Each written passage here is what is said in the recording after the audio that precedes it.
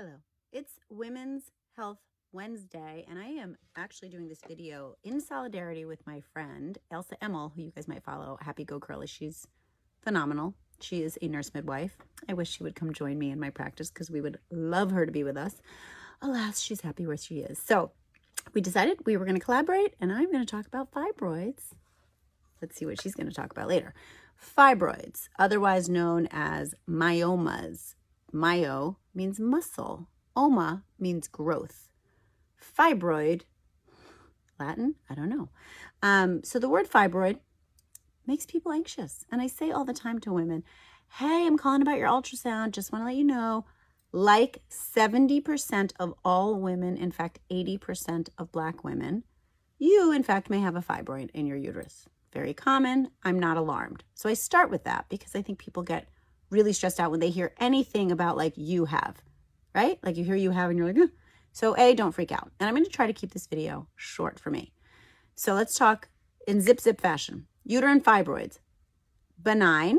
Fibroids do not transform really. There are rare circumstances where your doctor might think it's a fibroid and in fact it's, God forbid, a malignant counterpart called a leiomyosarcoma, which is incredibly rare, first of all. And the hallmark of that would typically be a rapidly enlarging fibroid. So if you have a new onset fibroid that seems to be growing quickly, either because of your symptoms or because your doctor has sent you for a short interval ultrasound 6 weeks or 12 weeks later, and it seems to have grown quickly, then she might very well say, okay, you should get that taken care of. Short of that, fibroids are benign. I'm going to repeat it 10,000 times. Fibroids are benign because they're common and they're benign.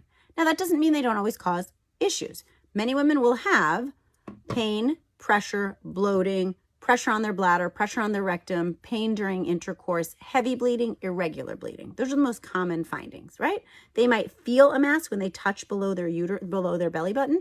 They might not feel anything until they have an ultrasound.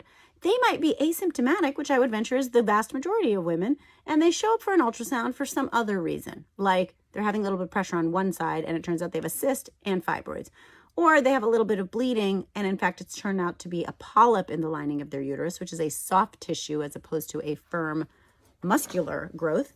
And in fact, the fibroids are just an incidental finding. So do not be alarmed if you find out you have fibroids. We're going to look at my little uterus so I can tell you this is ignore the IUD.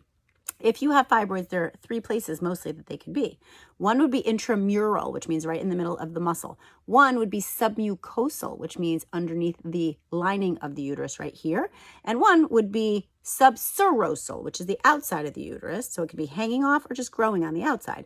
These ones, as you can imagine, can be bulky and cause pressure and pain, as can the ones in here. The ones that are in here are the ones that typically cause the most heavy bleeding, heavy or irregular, and sometimes it's clotty. Now, do you have to get them taken care of? If you are not having symptoms that bother you, you don't have to have them taken care of. If you're having symptoms that bother you, even then, do you have to have them removed? It depends, meaning rarely would we say you have to unless you're incredibly anemic or having significant discomfort. The one time I think all of us as doctors would agree you have to have them removed or at least significantly addressed is if they're so large that they're compressing some organs, for example, your ureters, which are the tubes that lead from your kidneys to your bladder, but that's rare.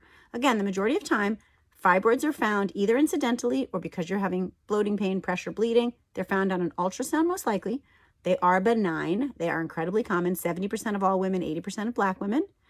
And treatments would include either birth control pills, which may control your bleeding, and that is simple enough. An hormone IUD, the intrauterine device that goes into your lining and thins out the lining, that can control it. Sometimes just taking progesterone hormone supplements can do it. And then there are procedures you could do. The most simple of which, that's direct but more aggressive, would be having your uterus removed, which is a hysterectomy, or just the fibroid removed, which is a myomectomy. And that can be done either through those small incisions robotically or laparoscopically, or if it's inside the lining of your uterus, hysteroscopically, through the cervix where it gets shaved off.